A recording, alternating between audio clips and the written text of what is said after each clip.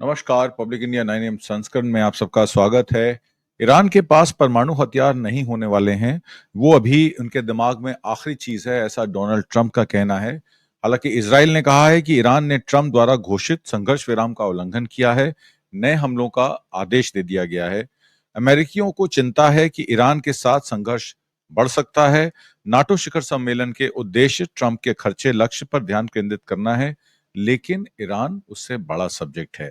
अमेरिकी राष्ट्रपति Donald Trump ने आज सुबह ट्रुथ सोशल पर यह पोस्ट किया, ठीक उससे पहले जब इजराइल ने ईरान की राजधानी तेहरान के उत्तर में एक रडार साइट पर बमबारी की थी, जो कि ईरान द्वारा उत्तरी इजराइल के खिलाफ आज सुबह लॉन्च की गई बैलिस्टिक मिसाइल के प्रतिशोध में थी।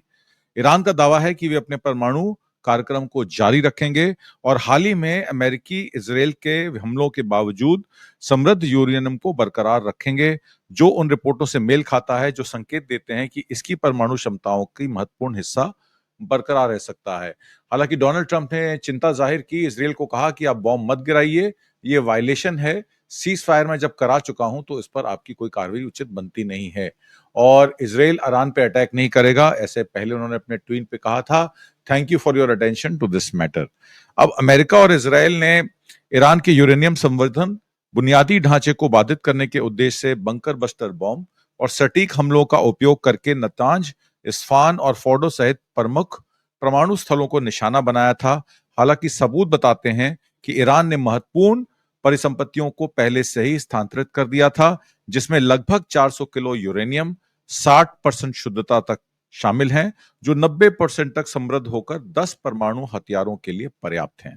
सैटेलाइट इमेजरी और इजरायली खुफिया जानकारी से संकेत मिलता है कि ईरान ने हमलों के पहले इस भंडार और उन्नत सेंट्रीफ्यूजल को संभवतः एक गुप्त स्थान पर भेज दिया था, जिससे उसके परमाणु कार्यक्रमों को पूरी तरीके से बेअसर करने के प्रयास जटिल हो गए थे।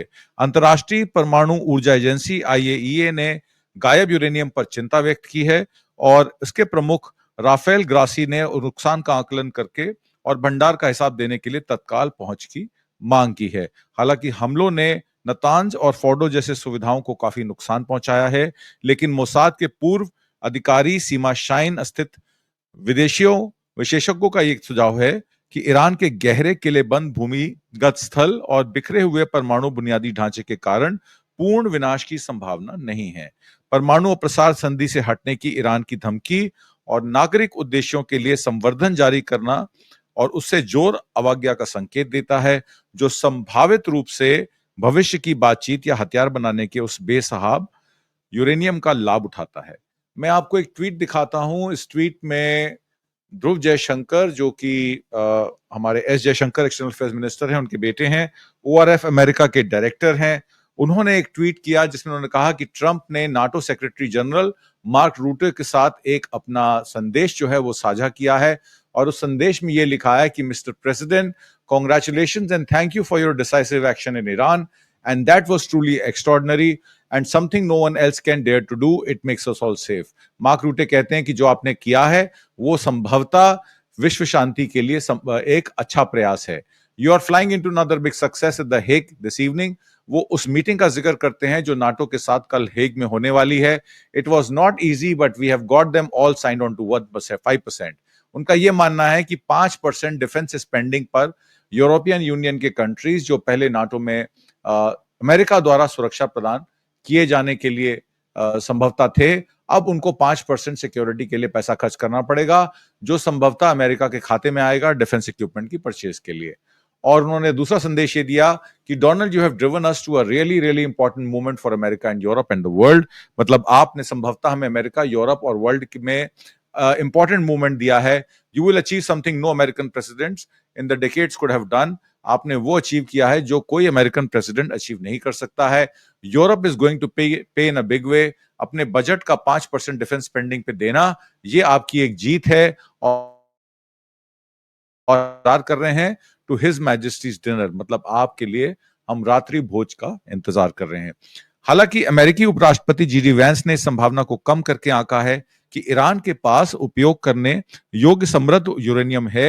ये तर्क देते हुए हमलों ने हथियार स्तर के स्तर तक और अधिक समृद्ध करने की उसकी क्षमता को बाधित किया है। ये विशेषज्ञ विश्लेषणों के विपरीत है, जो सुझाव देते हैं कि ईरान के शेष सेंट्रीफ्यूजल और छिपे हुए भंडार अभी भी उसे देरी के साथ परमाणु हथियार बनाने में सक्षम बना सकते हैं। स्थिति अभी भी अनिश्चित बनी हुई है, क्योंकि नुकसान की पूरी सीमा तथा यूरेनियम का सटीक स्थान स्पष्ट नहीं है, तथा यूरोपियन संघ और अंतर्राष्ट्रीय परमाणु ऊर्जा एजेंसी आईएईए द्वारा स्थिरता की ओर बिगड़ने से रोकने के लिए कूटनीतिक प्रयास जारी रखने का आग्रह किया गया है। ऐसी रिपोर्ट और चर्चाएं हुई हैं जिसमें पता चला है कि ईरान के साथ हाल ही में हुए संघर्ष के दौरान इजरायल की एरो मिसाइल्स इंटरसेप्टर की कमी का सामना करना पड़ रहा है, जिससे संघर्ष विराम पर सहमत होने के निर्णय को प्रभावित किया जा सकता है। 18 जून 2025 को वॉल स्ट्रीट जर्नल की एक रिपोर्ट में एक अमेरिकी अधिकारी का हवाला दिया गया था, जिसमें कहा गया है कि ईरान की लंबी दूरी की बैलिस्टिक मिसाइलों का मुकाबला करने के लिए महत्वपूर्ण इन इंटरसेप्टर्स की कमी से इजरायल की सुरक्षा क्षमताओं के बारे में चिंताएं बढ़ रही हैं। हालांकि इजरायली रक्षा बलों आईडीएफ ने 20 जून 2025 को इसका जवाब दिया, ये संकेत देते हुए कि उनके पास इंटरसेप्टर्स की कमी नहीं है। इजरायल की मिसाइल रक्षा प्रणाली पर बहुत ज्यादा दबाव था। कुछ लोगों का दावा है कि युद्ध विराम इजरायल को फिर से आपूर्ति करके और कमजोरियों को दूर करने की अनुमति देने के लिए एक रणनीतिक विराम था। इन दावों से पता चलता है कि इंटरसेप्टर की कमी इजरायल द्वारा युद्ध विराम को स्वीकार करने के कारक हो सकती है, साथ ही साथ घोषित सैन्य उद्देश्यों को प्राप्त करने में भी, जैसा कि प्रधानमंत्री नेतन्याहू ने उल्लेख किया है। दूसरी ओर युद्ध विराम का समय गहन कूटनीतिक प्रयासों के साथ मेल खाता है, जिसमें राष्ट्रपति डोनाल्ड ट्रंप 23 जून 2025 को युद्ध विराम की घोषणा की, जिसके बाद इजरायल और ईरान दोनों ने कथित तौर पर हमलों को रोकने के लिए सहमति व्यक्त की। युद्ध विराम नाजुक था, जिसमें उल्लंघन के परस्पर आरोप थे, जिसमें बीएरशेबा में ईरानी मिसाइली हमले और तेहरान के पास इजरायली जवाबी हमले शामिल थे। इससे पता चलता है कि युद्ध विराम व्यापक रणनीतिक और कूटनीतिक दबावों से प्रेरित हो सकता है, न कि केवल इंटरसेप्टर की कमी से। जबकि एरो इंटरसेप्टर की कमी ने संभवतः इजरायल की रणनीतिक गणनाओं में की भूमिका निभाई है। युद्ध विराम सैन्य कूटनीतिक और राजनीतिक कारकों के जटिल मिश्रण को भी दर्शाता है, जिसमें अमेरिकी मध्यस्थता और दोनों पक्षों की महत्वपूर्ण नुकसान के बाद तनाव कम करने की आवश्यकता शामिल है। गोला बारूद के स्तर पर निश्चित इजरायली पुष्टि के बिना इंटरसेप्टर की कमी एक संभावित लेकिन अपुष्ट कारक बन गई है। मंगलवार की सुबह इजरायल और ईरान ने एक स्थिर युद्ध विराम पर हस्ताक्षर किए, जिसमें 12 दिनों की लड़ाई पर अनिश्चित अंत करने की संभावना उत्पन्न हुई। राष्ट्रपति डोनाल्ड ट्रंप, जिन्होंने सोमवार शाम को युद्ध विराम की घोषणा की, ने संवाददाताओं से बातचीत करते हुए इजरायल और ईरान दोनों से समझौते के उल्लंघन करने का आरोप लगाया। अगर मैं स्वास्थ्य मंत्रालय के प्रवक्ता की बात करूं तो मंगलवार को उन्होंने कहा कि ईरान पर इजरायली हमलों में 12 दिनों की लड़ाई में कम से कम 610 लोग मारे गए हैं।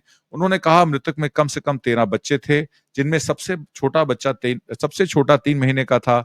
उन्होंने कहा कि 4700 से अधिक लोग घायल हुए हैं, जिनमें से 971 अभी भी अस्पताल में भर्ती हैं। आधिकारिक समूह ने कहा है कि मंत्रालय द्वारा बताई गई संख्या शायद कम है। वॉशिंगटन स्थित एक समूह human rights activist news agency ने मृतकों की संख्या लगभग 1000 बताई है। अमेरिकी राष्ट्रपति डोनाल्ड ट्रंप ने मंगलवार को इजरायल और ईरान दोनों पर अपना गुस्सा जाहिर किया। दोनों पर सुबह युद्ध विराम समझौते को लागू होने के कुछ ही समय बाद उल्लंघन करने का आरोप लगाया। उन्होंने कहा कि दोनों देशों में इतने लंबे समय से और इतनी कड़ी लड़ाई चल रही है कि उन्हें यह पता भी नहीं है वो क्या करें। ट्रंप ने व्हाइट हाउस के बाहर संवाददाताओं से कहा, इन लोगों को शांत होना चाहिए, ये हास्यास्पद है। उन्होंने कहा कि उन्हें लगता है कि दोनों देश युद्ध विराम उल्लंघन के लिए जिम्मेदार हैं, क्योंकि दोनों ने एक दूसरे पर युद्ध विराम तोड़ने का आरोप लगाया है। ट्रंप आगे कहते हैं, मुझे लगता है कि दोनों ने इसका उल्लंघन किया। मुझे यकीन नहीं है कि उन्होंने जानबूझकर ऐसा किया। उन्होंने कहा कि मैं इस बात से खुश नहीं हूं कि इजरायल ने समझौते पर सहमति जताने के तुरंत बाद बहुत सारे बम गिराए। उन्हें बम गिराने की जरूरत नहीं थी और मुझे यह पसंद नहीं आया कि जवाबी कार्रवाई बहुत कड़ी थी, लेकिन ईमानदारी से कहूं तो इजरायल ने बहुत सारे बम गिराए। हमें इजरायल को शांत करना होगा, क्योंकि वे आज सुबह एक मिशन पर थे। मुझे इजरायल को अब शांत करना होगा। ईरानी परमाणु ठिकानों पर अमेरिकी हमलों के बारे में ट्रंप ने कहा, पायलटों को श्रेय दिया जाना चाहिए और ईरान कभी भी अपने परमाणु कार्यक्रम को पुनर्निर्माण नहीं कर पाएगा। अधिकारियों ने सोमवार को कहा कि अमेरिकी सेना सप्ताह के अंत में निर्धारित रात्रिकालीन रक्षा अभ्यास के हिस्से के रूप में वॉशिंगटन और आसपास के क्षेत्रों में F-16 लड़ाकू जेट सहित कई विमान उड़ाने का इरादा रखती है।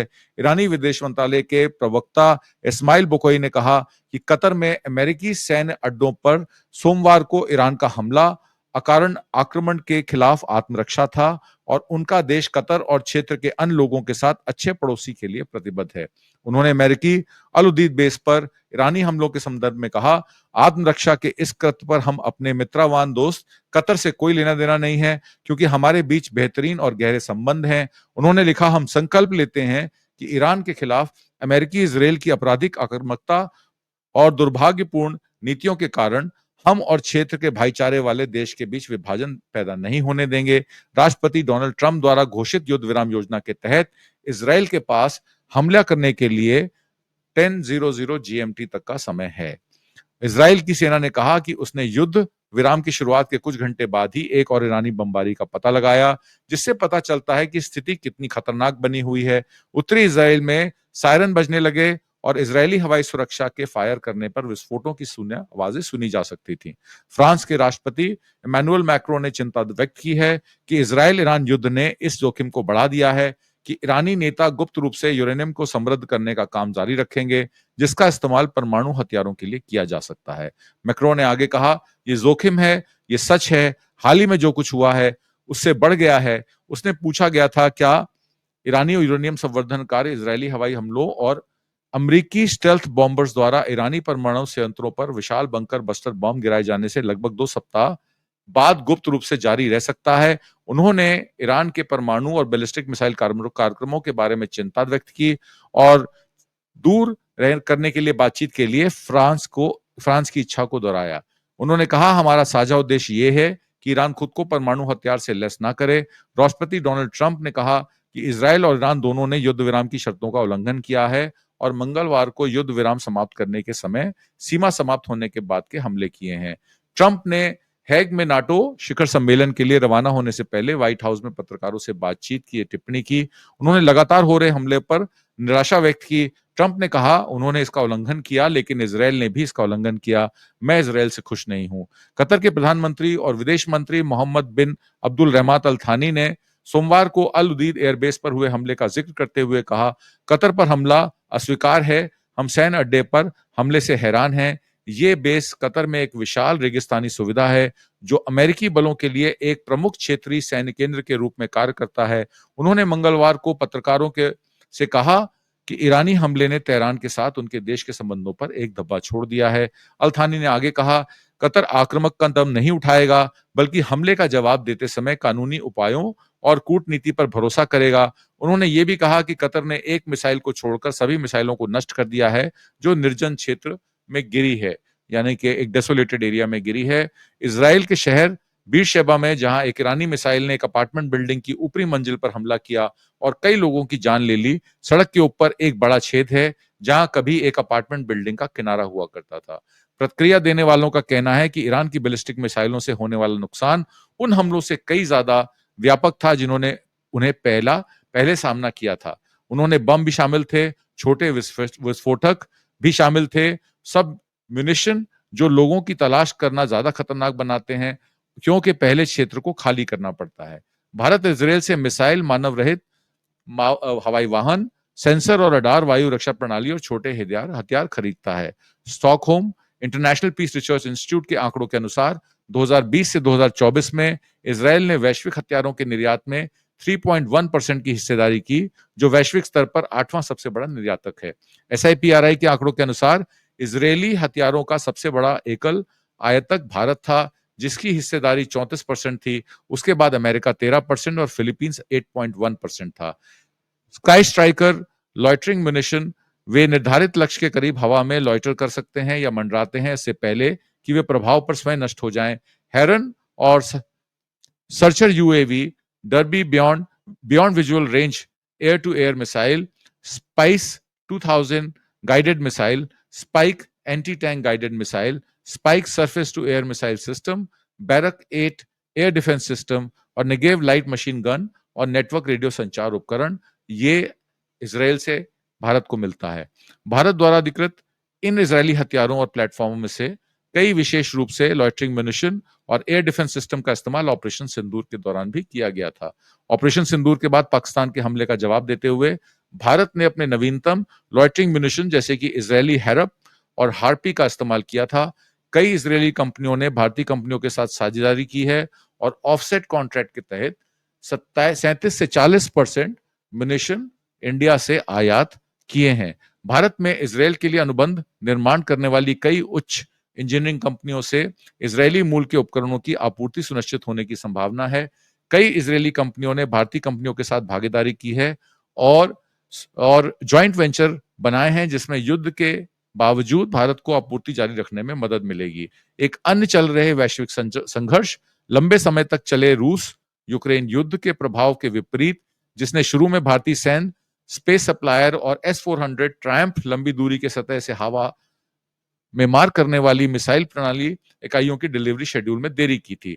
अधिकारियों ने बताया कि ऐसा इसलिए था क्योंकि भारतीय सेना ने कई बड़े प्लेटफॉर्म जैसे लड़ाकू विमान, परिवहन विमान, युद्धपोत, वायु रक्षा प्रणाली और छोटे हथियार सोवियत मूल के थे। उन्हें रूस से भारी रखरखाव सहायता की आवश्यकता होती है, जबकि भारत ने पिछले कुछ वर्षों से इजरायली सैन्य हार्डवेयर को हासिल किया है।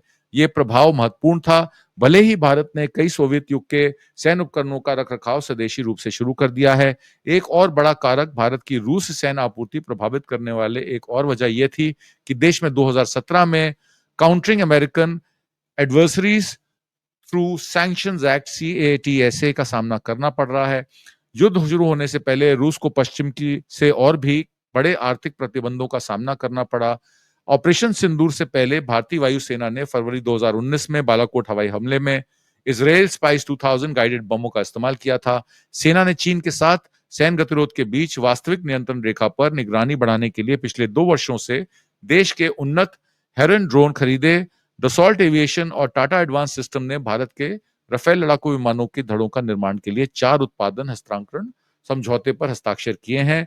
हैदराबाद की एक विनिर्माण सुविधा स्थापित की जाएगी। उम्मीद करता हूं आपको आज का कार्यक्रम पसंद आया होगा। कमेंट बॉक्स में जरूर लिख के भेजिएगा। और जाते जाते मैं आपको एक खबर और दिखा देता हूं। डोनाल्ड ट्रंप साहब को नॉमिनेट किया गया है Nobel peace prize over Israel Iran ceasefire. ये न्यूयॉर्क पोस्ट में बताया गया है, इसकी भी आधिकारिक पुष्टि नहीं हुई है। नमस्कार, जय हिंद।